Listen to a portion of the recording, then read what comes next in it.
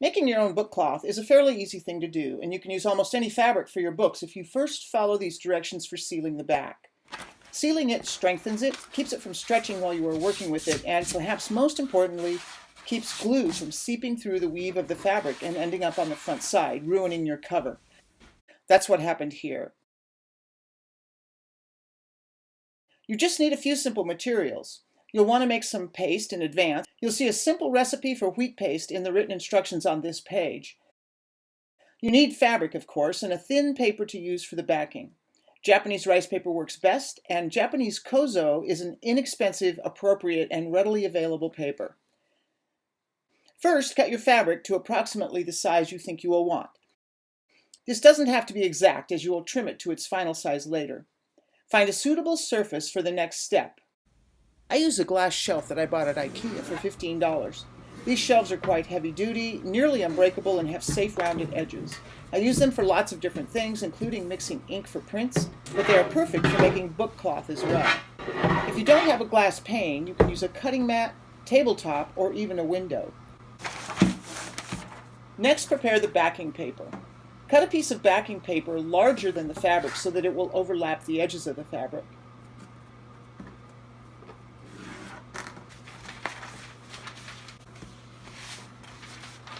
I'll explain why I'm doing this with 3 pieces in a minute.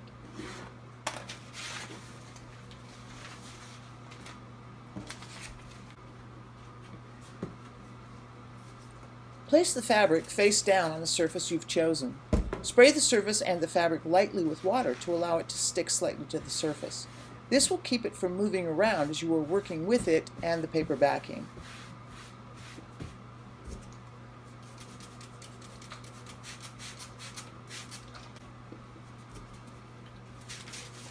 Next, prepare the backing paper.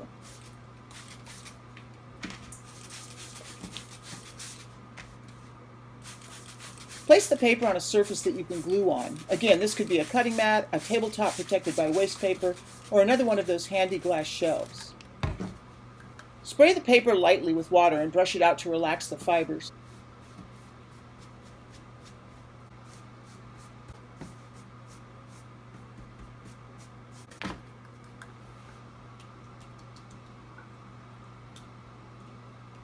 Then spread the paste evenly across the entire surface of the paper, working from the center to the edges.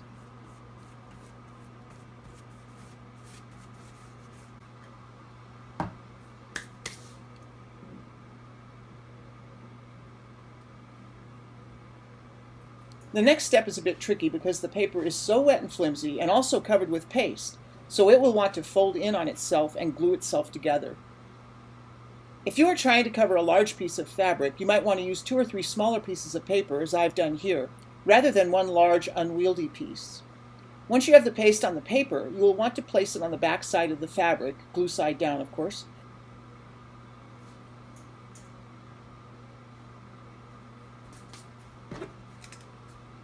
Smooth it carefully from the center out to the edges using a brush or a brayer.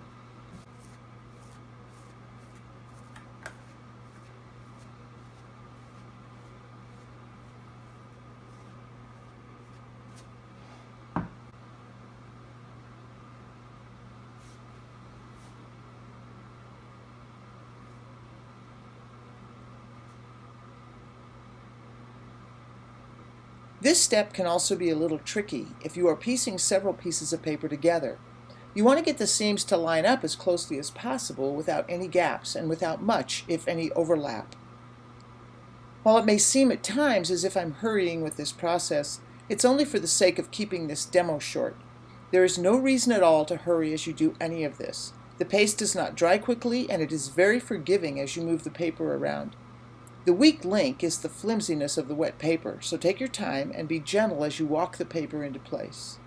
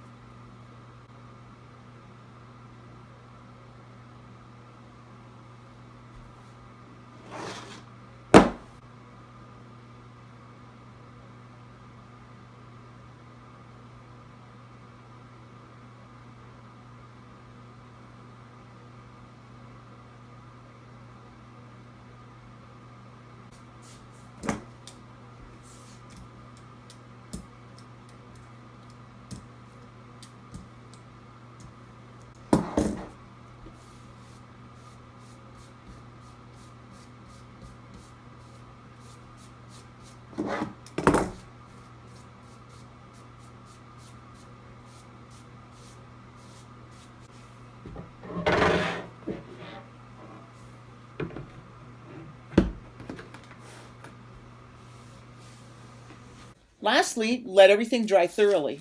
Once it's dry, cut around the edges and peel the fabric off of the surface.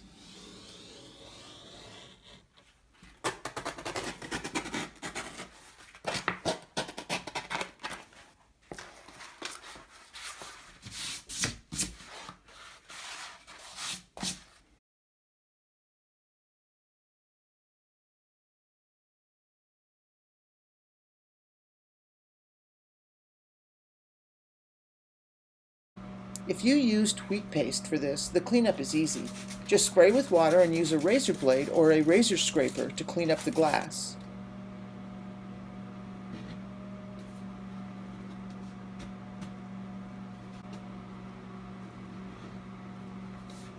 And that's it. That's all there is to making your own book cloth.